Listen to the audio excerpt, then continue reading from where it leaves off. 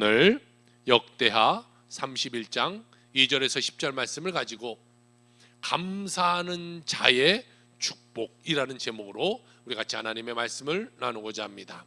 이번 추석 연휴는 5일이나 돼요. 그래서 회사에 연차를 이틀을 쓰면 최장 9일까지 연휴가 연속된다고 그래요. 그러다 보니요, 원래의 추석의 의미는 좀 퇴색되어지고 이번 추석은 고향보다 해외로 나가는 사람의 숫자가 엄청나게 많다고 합니다. 이번 추석 가운데 매일 인천공항을 이용하는 숫자가요, 하루에 20만 명씩 이용한대. 그러니까 5일간 따져보니까 한 120만 명 정도 인천공항을 통해서 나갔다 들어왔다를 한다고 합니다. 원래의 이 추석이라는 의미를 여러분 잘 아세요? 추석은 무슨 날인가요? 이 추석이라는 것은요, 수확을 앞두고 풍년을 기원하는 날이에요. 그래서 고향에 찾아가 부모님도 뵙고 성묘도 하는 우리나라의 가장 큰 명절입니다. 그런데 이번 추석에는요, 약 30%의 사람들은 고향을 찾지 않는다고 그럽니다. 그러니까 10명에 7명 정도 가고 30%는 가지 않는다고 그래요. 그러다 보니 자연스럽게 여러분 고향을 안 가려면 어떻게 해야 돼요? 거짓말해야죠. 부모에게 전화해, 어머니 저 이번에 꼭 가려고 그러는데 회사에 출근하게 됐어요. 못 갈 것 같아요. 어머니 이번에 김서방이 당직이 걸려서 못 갈 것 같아요. 어머니 저희 아들 이번에 고3인 거 아시잖아요. 학원 가야 돼서 못 가요. 어머니 저 이번에 꼭 하려고 그랬는데 아니 코로나가 걸렸어요. 저는 괜찮은데 가서 어머니 옮기면 안 되니까 어쩔 수 없이 못 갈 것 같아요.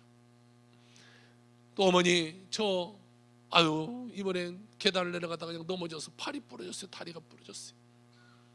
그럼 명절 때 가장 잘 팔리는 게 하나 있죠. 뭐예요? 네. 가짜 깁스가 엄청 잘 팔려요. 그래서 제가 어저께 네이버에 쳐봤어요. 가짜 깁스 100가지가 넘게 팔려요. 엄청나요. 하얀 것도 있고요, 초록색도 있고요. 너무 똑같아요. 정말 누가 봐도 속겠어요. 그 다음 장면 있나요? 네. TV 보니까 이런 뉴스도 한번 했더라고요. 명절에 가짜 깁스에 내가 아마 걸렸나 봐요. 그러니까 내가 그렇게 잘못한 건가요? 뭐 이렇게 따지고 가는 며느리가 있어서 이게 뉴스거리가 됐어요. 요즘은요, 어떻게든 거짓말해서 안 가려고 하고 이렇게 다 놀러 가려고 하고 자기 편하게 쉬려고 하고 대부분 그런 삶을 살아가요. 여러분들은 어떠신가요? 여러분들은 추석 명절이 기다리신가요? 아니면 추석 명절 안 돌아왔으면 좋겠나요? 한 통계를 보니까요, 추석 명절을 기다린다고 하는 사람은요 약 26.8%, 약 27%, 부담스럽다도 한 27%, 기대도 되고 부담도 된다 46%. 그러니까요, 평균 보면 둘 다 똑같은 거야. 50대 50. 기다려진 사람도 있고 그냥 나는 안 왔으면 좋겠다는 사람 반반이라는 거예요. PPT 한번 띄워주세요. 아닙니다. 자, 그러면 사람들은 왜 이 명절을 부담스러워할까? 첫 번째로는요, 이 교통체증에 대한 부담이 있을 것 같아요. 멀리 사는 사람은요 한 10시간씩 가야 되잖아요. 오시엠산 같은 여수까지 가려면요 한 10시간 이상 가야 될 거예요. 엄청 또 그렇게 갔다가 또 그렇게 와야 돼요. 그러니까 시간이 엄청 걸리잖아요. 길에서 버리는 시간이 너무 부담이 될 수 있어요. 또한 선물에 대한 부담이 될 수 있어요. 또한 친인척들을 만날 걸 생각하니까 이거 부담이 돼요. 한국 가계부채가요 1900조가 가까이 됐어요. 이런 시점에서 물질의 어려움을 느끼는 것 당연하죠. 코로나를 지나면서요, 자영업자들이 많은 사람들이 문을 닫았어요. 여러분 잘 알다시피 코로나 가운데 코로나로 이 세상을 떠나신 분보다 어려움 가운데 자살한 사람이 훨씬 수가 많은 걸 알잖아요. 그러다 보니까 얼마나 힘들겠어요. 그런데 추석이 돌아오면 안 할 수도 없고 또 선물해야 되니까 부담이 돼요. 그래서 사람들한테 물어봤습니다. 이번 추석 때 선물값을 평균 어느 정도 생각합니까? 그러니까 사람들이 한 24만 원 정도 생각합니다. 이렇게 말을 하더라고요.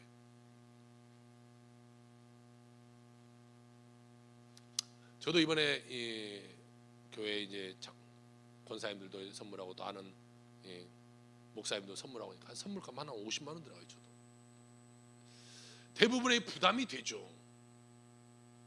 또 생각해보세요. 친인척들 만났고 생각하니까 얼마나 부담스럽습니까? 너 대학 어떻게 됐어? 너 결혼 안 하냐? 취직 안 하냐? 애 안 낳냐? 너 연봉은 얼마 돼? 이런 거 대답하기가 너무 스트레스잖아요. 그러다 보니까요, 명절에 거짓말 해본 사람을 조사했더니요, 약 한 32.9%가 명절에 거짓말 해봤다는 거예요. 그러면 무슨 거짓말 해봤냐 물어봤어요. 그랬더니요, 첫 번째 1위가 뭐냐면요, 자기 연봉에 대해서 거짓말한다는 거예요. 한 5천만 원 받, 1년에 한 5천만 원 받는데, 저 한 8천만 원, 저 한 1억 돼요 이제. 본인의 능력을 막 뻥튀기 하는 거예요. 저 이 정도예요. 회사에서 저 없으면 안 돼요. 회사에서 이제는 제가 이거 다 좌우지예요. 한 30명이 있는 회사에다 우리 회사 한 100명 넘고 한 200명 넘어요. 엄청 큰 회사예요. 장난 아니에요. 뭐 이렇게 말해요. 그러면 사람들이 왜 거짓말을 할까? 다음 PPT. 70% 사람들이 다른 사람들에게 뒤처져 보이지 않게, 다른 친척한테 좀 세상 말로 쪽팔리지 않게 하려고 해요. 내가 좀 잘나 보이려고 하는 거예요. 잘나 뻥튀기 하는 거예요. 허풍 떠는 거예요.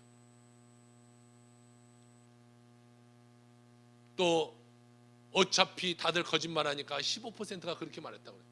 어차피 다 사람들 뻥치고 거짓말하는데 나도 좀 그렇게 해야죠. 그리고 6.7%가요. 저는 이게 좀 웃긴 것 같아요. 부모님이 요청을 한다는 거예요. 야, 너 좀 그렇게 좀 많이 받는다고 그래 그냥. 응? 너 좀 잘 나간다고 그래. 이렇게 한다고 그래. 부모가 시킨 게 6.7%. 그리고 그 다음 통계가 좀 저는 재밌어요. 그러면 그 거짓말 이렇게 하잖아요. 그럼 거짓말 듣는 사람이 있을 거 아니에요. 거짓말 듣는 사람들의 마음은 과연 어떤가? 반응은 어떤가? 그냥 믿어준다는 건 55%. 어차피 뭐 다 거짓말하고 그런 거면 다 알면서도 그냥 뭐 믿어주지 뭐 이런 마음으로 듣고 있다는 거예요. 다. 그러니까 거짓말해도 다 알고요. 다 알아요. 이렇듯 친인척을 만나면요, 거짓말하는 상황이 되고, 또 어른들은요, 잔소리하는 그런 시간이 돼요. 우리 아이들 친인척 만나면 이러냐 저러냐 잔소리가 너무 싫을 거 아니겠어요. 그러다 보니까 고향에 가는 것이 싫어요. 그래서 여러분 요즘 나오는 메뉴판이 하나 있어요. 띄워주세요.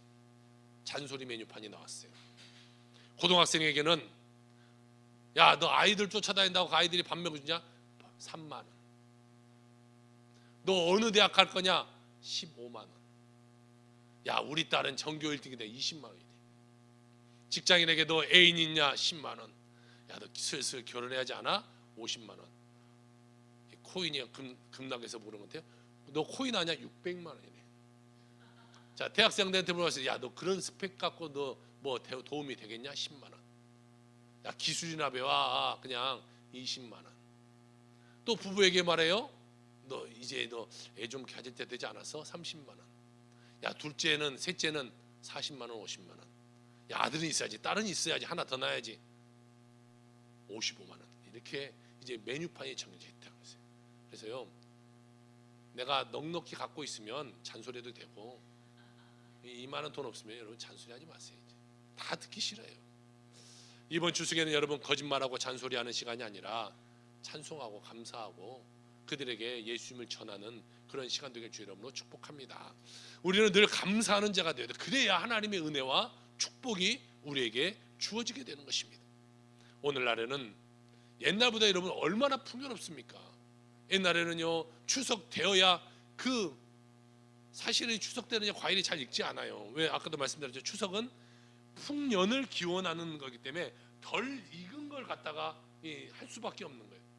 그런데도 그거 먹겠다고 모여서 하고, 그때서 뭐 옷 한 벌 얻어 입고 막 이런 날이잖아요. 그런데 지금 보세요. 요즘에 옷이 없어서 뭐 설날 기다립니까? 추석 기다립니까? 먹을 것이 없어서 추석만 기다려. 나 이번에 추석 때 뭐 사과 한번 먹어보겠네, 배 한번 먹어. 그렇겠습니까? 요즘 애들이요. 아예 안 먹어요. 다 안 먹잖아요. 평소에 너무 잘 먹어요. 그러니까요, 골라서 먹거나 안 먹죠. 없어서 못 먹지 않아요. 그런데 문제는 뭐예요? 그렇게 잘 살게 됐는데 우리에게 없어진 것이 하나가 있어요. 감사가 없어졌어요. 요즘 애들 보세요. 뭐 애들만이 문제인가? 우리 어른들도 마찬가지. 옛날만치 감사하지 않아요. 저는 이번에 엊그저께 서울에 목사님들 회의가 한 달에 한 번씩 해서 가는데요. 이번 차 타고 와서 너무 화가 났어요. 동탄보다 서울 사람들은요 깍쟁이가 맞는 것 같아요. 운전을 해도 너무 깍쟁이 같이 운전. 그냥 막 갖다 밀어붙이고요. 아예 좀 밀어붙여도요. 깜빡이라도 좀 켜주면 얼마나 좋아요. 깜빡. 그런 좀 그랬는가 보다. 어쩔 수 없이 들어. 깜빡이 확 밀어붙이고 그냥 사고 날 거에 들어오거든. 깜빡이 한 번 안 하고 그냥 가요. 오토바이든 뭐 차든 모르겠어요. 그렇게 운전하지 않으면 안 돼서 서울은 그런지 모르겠지만 너무 좀 좋지 않아서 마음이 좋지 않아요. 정말 교회 차만 아니었으면 갖다 저도 그냥 안 비켜주고 붙일지도 모르겠는데 그냥 교회 이름은 크게 붙어 있겠다. 이거 어떻게 할 수도 없고 정말 깜빡이 하나 누를 감사함의 마음 자체가 없는 거예요. 요즘 사람들은 비켜서 감사합니다. 요거 뭐 별거 됩니까? 손 하나 까딱 하면 되는 거. 이것도 안 한다는 거예요. 그러다 보니까 여러분 보세요. 가정에 감사가 있습니까? 교육 현장에 감사가 있습니까? 뉴스 봤잖아요. 전주에 어떤 초등학생 3학년인가요? 교감 막 뺨을 막 때리잖아요.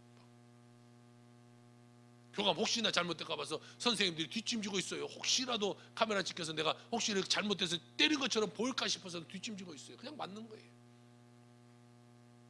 원망, 불평 너무나 많아진 시대 가운데 우리는 살아가고 있어요. 명절 때도 보세요. 서로 감사해야 되는데 감사합니까? 모이면 싸우잖아요. 뭐 어쩌네 저쩌네. 부모님 거 내가 좀 더 가져가려고, 네가 좀 더 가져가려고. 냉장고에 있는 참기름 네가 가져가, 내가 가져가냐. 그게 싸우고 있잖아요. 고스톱 쳐서 대판 싸우고 있고 다 그러고 있잖아요. 감사를 서로 감사해야 여러분 관계가 가족 가운데도 감사해야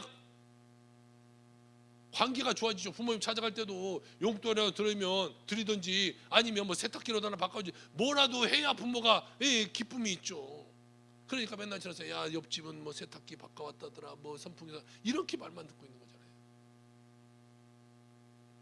마찬가지로 우리가 하나님 앞에서도요 받은 은혜에 감사할 줄 아는 자가 되어야 돼요. 요즘은요 하나님의 은혜에 감사할 줄 모르는 사람이 너무 많다. 받기만을 원해. 그냥 감사하지 않아요 하나님한테도. 그런데 무슨 은혜가 우리에게 더하여지겠냐는 거죠. 영국의 유명한 설교가인 스펄전 목사님은 이런 말을 합니다. 불행할 때 감사하면 불행이 끝나고 형통할 때 감사하면 형통이 연장된다 이렇게 말하고 있어요. 마음속에 감사가 있을 때 여러분 행복이 찾아오는 거예요.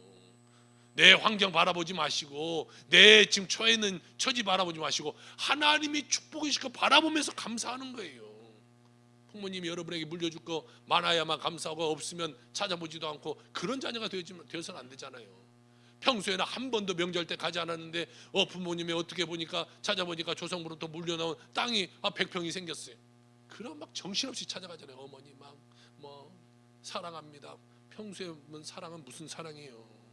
쳐다도 안 보는데 그거 받으려고 막 명절에도 뭐 찾아가고 막 용돈도 드리고. 여러분 감사가 모든 문제를 해결하고 운명을 바꾸게 되는 거예요. 그러므로 여러분 지금까지 여러분이 외롭고 불행하고 쓸쓸한 인생을 살았다고 할지라도 지금부터라도 감사하며 살아가는 여러분의 인생이 다 되시기를 주의 이름으로 축원합니다. 아멘. 오늘 성경은요 이스라엘의 13대 왕 히스기야 왕이 어떠한 감사를 드렸고 어떠한 축복을 받았는가에 대한 말씀을 같이 나누려고 그래요. 이스라엘 백성은 출애굽 이후에 가나안 땅에 들어갔잖아요. 그래서 농사를 짓고 하나님이 첫 열매를 거두게 하시고 그 첫 열매를 가지고 또한 그들이 애굽에서 종살이한 것을 하나님이 이끌으셔서 광야를 통하셔서 이것이어서 적과 꿀이 흐르는 가나안 땅에 들어서서 이렇게 많은 열매를 거두게 하신 하나님께 그 은혜에 감사하면서 열매 중에 가장 좋은 것을 가져다가 하나님께 드렸어요. 예전의 교회에서는요 교회 권사님들 집사님들이요 그런 마음으로 교회를 다녔어요. 그래서 옛날에 농사졌으니까 저도 옛날에는 시골 교회 있었어요. 저 대학교 다닐 때 완전히 정말 완전 시골 교회였거든요. 그 시골 교회 가면요, 고추 딸 때 되면요, 고추 따서 그때 전사님 이 처음 딴 고추에 목사님 거 드리고 전사님 거 드리고, 감나무 하시던 분이 이번 감나무에서 처음 딴 겁니다 목사님 드리고 전사님. 옛날에 그랬어요. 옛날에는 처음 이런 믿음으로 살았어요. 옛날에는 여러분 이 교회 강대상, 여러분 어렸을 때부터 교회 다니는 사람 아시죠? 이 강대상도 잘 올라오지 않았어요.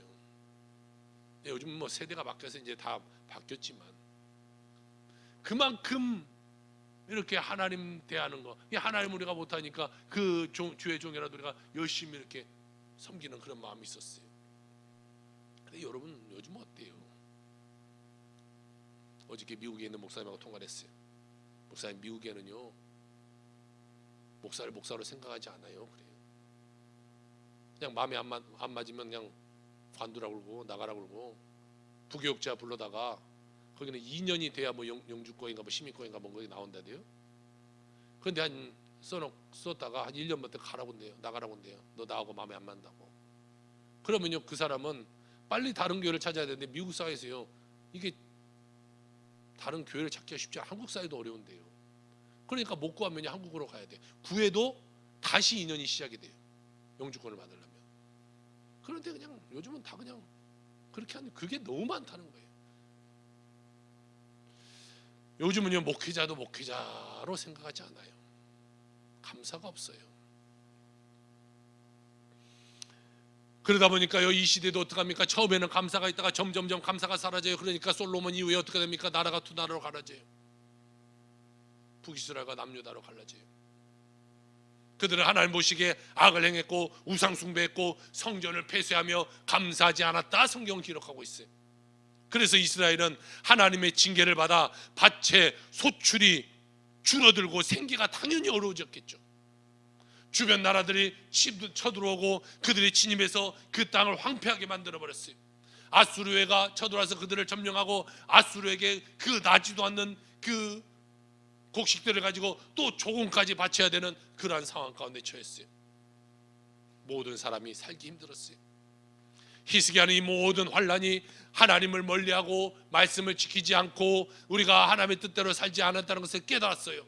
그래서 그는 왕 위에 오르자마자 가장 먼저 한 것이 뭐냐? 우리가 신앙을 되찾자, 우상 숭배를 버리자, 그리고 성전문을 열어라, 종교의 개혁을 열자라고 그는요 믿음을 가르치기 시작했어요. 그러자 하나님께서는 백성들에게 축복해 주셔서 다시금 소출이 많아지게 하고 먹고도 남게 하셨고 히스기야 왕도 형통하게 하셨고 부와 명성을 떨치게 하셨고 축복해 주셨다라고 성경은 이야기하고 있어요. 여러분 오늘 이 시간 그 히스기야 왕의 감사를 한번 살펴보면서 우리도 그런 삶으로 살아가게 되기를 주 여러분을 축복합니다. 오늘 첫 번째로 성경은 말하고 있기를 처음 소산을 드리는 믿음으로 히스기야 왕과 이스라엘 백성이 살았다는 것이. 오늘 5절을 봅시다. 왕의 명령이 내리자 곧 이스라엘 자손이 곡식과 포도주와 기름과 꿀과 밭의 모든 소산의 처음 것을 풍성히 드렸고, 이렇게 말하고 있어요. 히스기야 왕은요 자신이 먼저 드렸어요. 하나님께 처음의 소산을 먼저 드렸어요. 11조를 먼저 드렸어요. 그리고 이스라엘 백성에게 말합니다. 너희들도 천년매와 11조를 하나님께 드리도록 하라, 가르쳤다는 것이. 또한 하루의 첫날 아침에는 너희들 양 한 마리를 하나님께 번제로 드리고, 일주일의 첫날인 안식일은 양을 2마리를 번제로 드리고, 한 달의 첫날인 초하루는 하나님께 너희들이 감사의 제사를 드려라. 그러니까 첫날든 일주일이든 한 달이든 늘 하나님께 감사하기를 가르쳤다는 것이. 그러자요 여기서부터 중요해요. 백성들이 순종하여, 이렇게 말하고 있어요. 지금까지는 그렇게 살지 않았어요. 감사하지 않았어요. 나만 알았어요. 내 가족만 알았어요. 그런데 이제는 감사할 줄, 하나님께 감사할 줄 아는 거예요. 그래서 모든 소산의 처음 것을 구분하고 하나님께 풍성히 드렸다, 성경은 기록해 있어요. 하나님께 모든 것의 첫 열매를 드린 것은요 우리의 모든 행사가 하나님으로부터 주어진 축복과 은혜입니다를 고백하는 마음으로 드리는 것이에요. 사실 모든 것이 다 하나님의 것인데 하나님이 그 다 주신 것에서 굴을 네가 쓰고 일만 네가 감사로 드려라. 이렇게 된 것이. 그래 보세요. 그 하나님께 감사하는 자를 하나님은 그러면 그 일을 하나님이 잡수시고 이제 싹 닦아버리겠어요? 그런 하나님이 아니잖아요.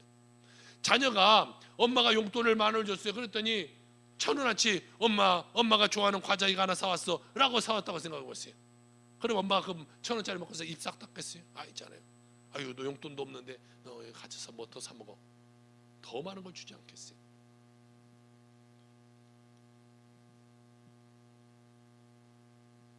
그러므로 우리도 소산의 첫 열매를 하나님께 하나님의 것으로 구별하고 축복받는 우리의 삶이 다 되시길 주로 축복합니다. 참 감사한 것은요, 저는 한 번도 교인들한테 11조라고 말해본 적이 없어요. 11조를 안 하는 사람한테 왜 안 하냐고 물어본 적도 없어요. 여러분 아실 거예요. 제가 이 8년 동안에 언제 한번 작정서 써보라는 적도 한 번도 없잖아요. 뭐 연초에 우리가 작년에 마이너스 됐으니까 이번에는 우리가 좀 더 합시다 한 번 적 없어요.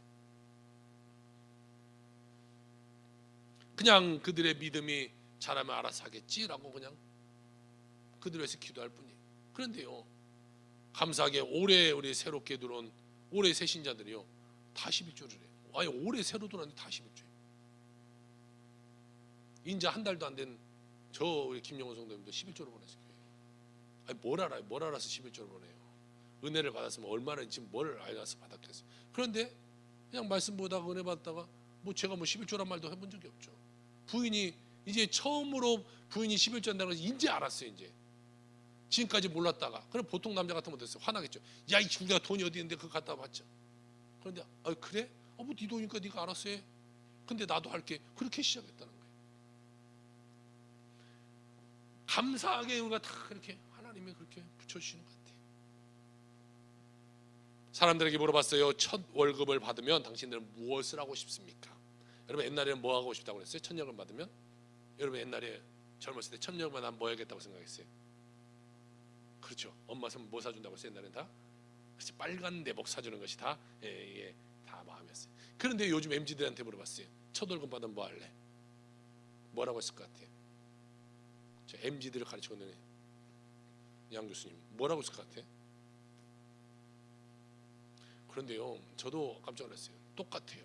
51%가요 부모님 용돈 드린다는 거예요. 그러니까요, 이 감사하는 마음은 지금 요즘 MZ들은 자기 마음대로 살잖아요. 자기 뜻대로 살잖아요.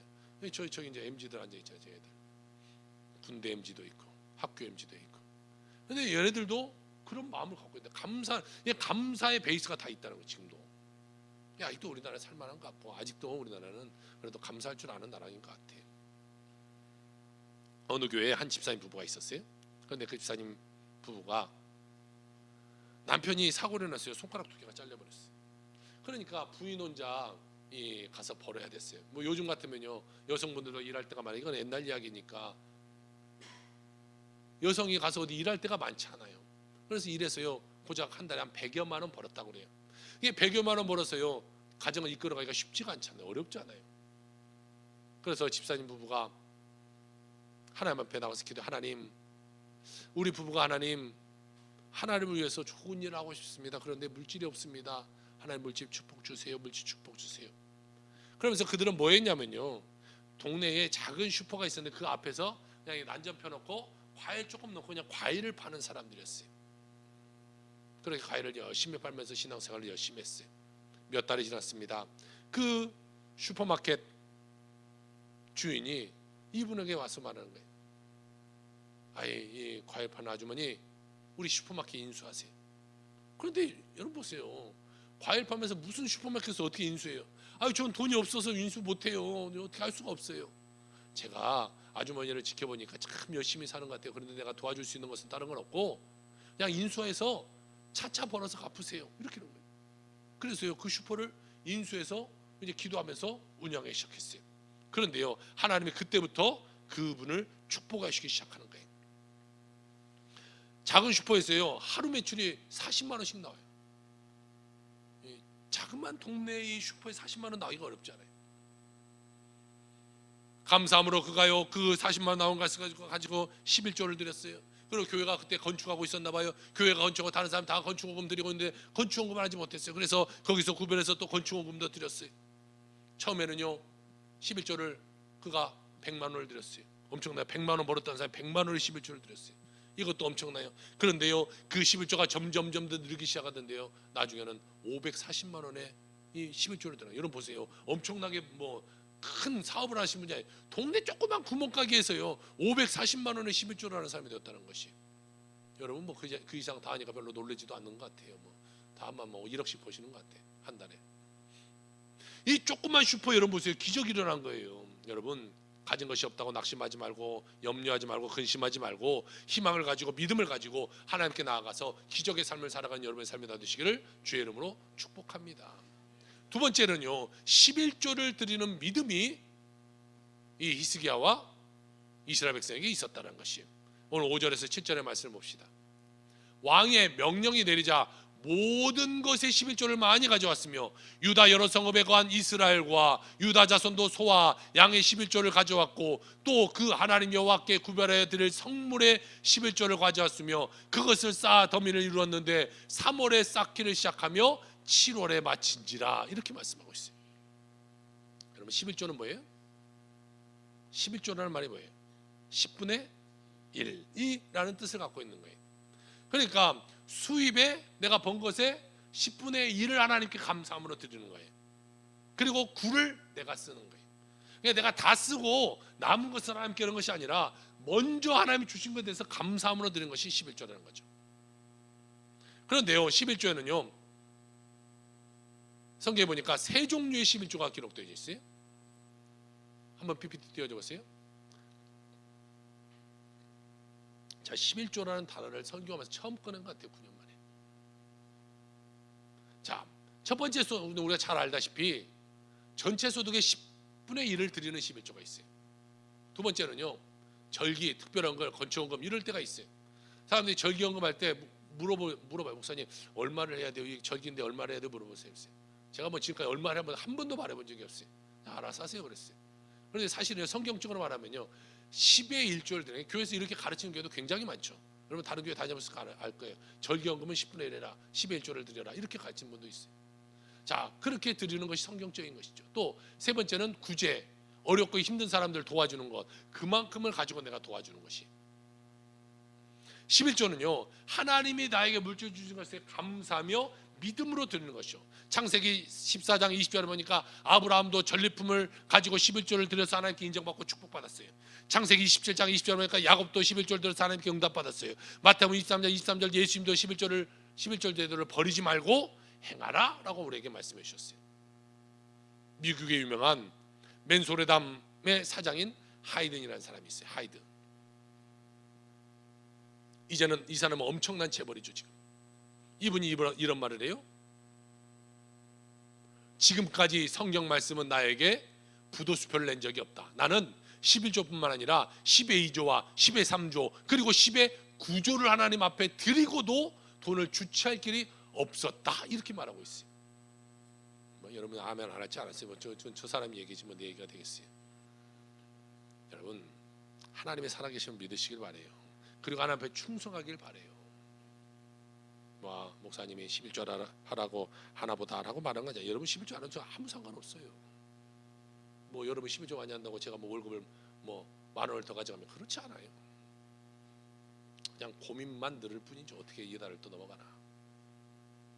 여러분 하나님의 살아계심의 역사는 무한하다는 것을 여러분 깨달아요. 아니 나는 이 사업하니까 이 정도, 아니 그렇게 마음 먹지 마세요. 하나님의 축복하면요 엄청나게 부한 삶을 살아갈 수 있게 되는 거예요. 하나님의 놀라운 축복 가운데 살아가야 돼. 녹펠로가 그랬고요, 금방 말했던 하이드가 그랬고요, 미국의 부자들을 보세요. 다 하나님 잘 믿어서 하나님께 축복받아 살아가는 사람들이잖아요. 여러분 오늘날도 하나님의 말씀에 순종해서 영혼이 잘 되고 범사가 잘 되고 강건하게 되는 하나님의 기적을 체험하며 살아가는 여러분의 삶이 되시기를 주의 이름으로 축원합니다. 세 번째로 보니까요 여호와의 복을 받게 된 것을 보게 돼요. 오늘 8절에서 10절입니다.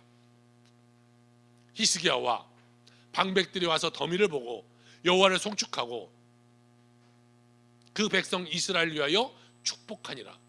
히스기야가 그 더미에 대하여 제사장들과 레위 사람들에게 물으니 사독의 족속 대제사장 아사랴가 대답하여 이르되 백성이 예물을 여호와의 전에 드리기 시작함으로부터 우리가 족하게 먹었으나 남은 것이 많으니 이는 여호와께서 그 백성에게 복을 주셨습니다. 그 남은 것이 이렇게 많이 쌓였나이다, 이렇게 말하고 있어요. 이스라엘 백성의 소산의 첫 열매와 11조를 드리기 시작하자 여러분, 하나님이요 그 백성들에게 더 많은 축복을 내려주셨다는 것이. 히스기야 왕도 엄청난 축복을 받았어요. 아수르 사네드립 왕이 쳐들어왔을 때 하나님의 도우심으로 그들을 물리쳐서 승리하게 되고 열국의 명성을 떨치게 되고 많은 사람들이 존경받는 왕이 되었어요. 그리고 부와 영광이 크게 달하게 됐고 국고가 가득 차게 되고 나라가 부강하게 되고 많은 백성들의 생활도 풍족하게 됐다라고 말하고 있어요. 하나님께서는요, 하나님 잘 믿고 처음 익은 열매 하나님께 드리며 감사하는 사람과 그런 국가를 부요하게 하시며 풍족하게 채워주신다는 것이죠. 창세기 26장 12절 13절은 이렇게 이야기해요. 이삭이 그 땅에 농사하여 그 해에 100배나 얻었고 여호와께서 복을 주심으로 그 사람이 창대하고 왕성하여 마침내 거부가 되었더라. 할렐루야. 여러분, 이런 축복 다 받기를 주 여러분 축복합니다. 100배의 축복받는 여러분의 삶이 되기를 축복합니다. 이스라엘이 오랫동안 살던 그 땅에 극한 흉년이 찾아왔어요. 그래서 이삭이 생각해, 나도 이제 애굽으로 가야겠다. 저 나라는 풍년이 들었으니까 저 나라에 가야겠다고 생각했어요. 그때 하나님 말하면, 아니다 이삭아, 너 그냥 거기 있어라. 근데 이삭이 하나님 말씀에 순종했어요. 여기 있으면 먹을 것이 없는 게 뻔한데도 순종했어요. 그래서 그냥 흉년이든 그 땅에 그대로 있었어요. 그러자 하나님께서요 복을 주셔서 저렇게 100배가 넘는 축복을 받게 됐다는 것이죠. 여러분, 이삭처럼 정말 여러분도 말씀에 순종해서 축복받는 여러분의 삶이 되길 여러분 주여는 축복합니다. 정말 여러분의 사업이 100배로 성장하고 여러분이 정말 회사에서도 정말 말도 되지 않게 막 승진하고 더 월급도 많아지고 하나님께도 더욱더 충성하는 여러분의 삶이 되길 여러분 축복합니다. 제주도에서요 가장 크고 유명한 삼양가구사라는 곳이 있다고 그래요. 그곳의 사장이 임정환 집사님인데, 이분은 부인의 전도를 받아서요 그냥 주일날 교회에 따라오는 그런 신자였어요. 그러던 어느 날입니다. 직원이 실수해서요 공장에 불이 나버려서 완전히, 여러분 생각해보세요. 가옥 공장이니까 얼마나 멋지게 잘 탔겠어요. 훨훨 아주 잘 탔겠죠. 아주 옴싹 다 타서요 잿더미가 돼버렸어요. 그 사장님이 거기 가서 보니까 온종일 잿더미 됐고, 아이고 난 망했구나. 그래서 펑펑 울고 있었어요. 그 소식을 들었던 부인도 막 쫓아와서 보니까 남편이 잿더미 와서 울고 있는 것을 봐요. 마음이 얼마나 아팠겠어요. 그런데 그 두 사람이 어디로 갔냐면요, 그 상황 가운데 교회로 갔어요. 교회 가서 기도해. 하나님, 처음에는 원망했어요. 왜 우리에게 불나게 만들었습니까? 왜 이렇게 폭삭망하게 만듭니까? 어떻게 하려고 그럽니까? 계속해서 한탄하며 원망하며 기도했어요. 그러다 기도하다가 그러니까 점점 기도가 감사로 바뀌어요. 회개로 바뀌어요. 내가 잘못했던 것이 생각나요. 그러면서 하나님, 그래도 내 남편이 이 불나서 죽을 수도 있었을 텐데 아무 문제 없이 살아나게 하시면 감사합니다. 하나님, 새 공장을 주실 것을 믿습니다. 잃어버린 신앙을 이참에 우리가 다 찾아서 신앙의 가족 될 수 있도록 하나님 믿고 감사합니다. 기도했어요. 그리고요 제일 중요한 것은 하나님을 믿는 믿음을 고백하면서 그들이 집에 가서요 있는 돈 싹 갖다가 하나님께 헌금해 버렸어요. 여러분 보세요. 지금 공장을 다시 세우려면 돈이 필요하잖아요. 그런데 다 갖다 헌금해 버렸어요. 그 외에 그는요 교회 가서 차량 봉사 헌금, 또 여러 가지의 봉사를 시작했어요. 그러자 주변의 사람들이 알고요, 사람들이 그들을 도와주기 시작해요. 교인들이 그들을 도와주기 시작해요. 그래서 모금을 하게 됐고요, 다시금 공장이 세워지게 됩니다. 직원들도 많아지게 되었어요. 다시 시작한 사업에 첫 매출이 5천만 원 나왔어요. 그 다음에 2억, 그 다음에 4억, 3억, 마침내 10억 원의 매출을 달성하게 돼요. 그래서요 제주도에서 가장 크고 가장 유명한 그런 가구 공장이 되었다고 해요. 집사님은 그저 하나님 앞에 시간과 몸과 물질을 들여서 헌신하고 충성했을 뿐인데 하나님께서 그를 축복해 주시게 된 것이죠. 사람은요 물을 얻기 위해서는 내가 노력해서 우물을 파는 일은 우리가 해야 돼요. 그러나 그 다음에 물을 채우시는 것은 하나님이 하시는 것입니다. 소나기가 오면요 물이 채워지는 거예요. 다른 곳에 물이 나서 그 땅 속에 길이 나고 물길이 나고 그래서 우물이 채워지게 되는 것이에요. 이것은 사람이 노력해서 하는 것과 달라요. 하나님이 주시는 것은 엄청난 축복이 되는 것이에요. 여러분도 하늘의 축복받아 살아가는 여러분 인생 되게 주님 축복합니다. 성공하길 바랍니다. 감사하길 바랍니다. 감사함으로 여러분 인생이 변화되어서 축복받는 여러분의 삶이 되길 바랍니다. 이번 추석 명절을 지내면서 더욱더 감사하고 더욱더 감사하고 더욱더 감사하길 바랍니다. 감사하는 자가 하나님이 함께 하실 것이고 그의 인생에 축복하게 하나님의 은혜 베풀어 주실 것입니다. 여러분의 평생의 인생이 하나님과 동행하는 축복받는 인생 나누시길 주의 이름으로 축원합니다. 기도합시다.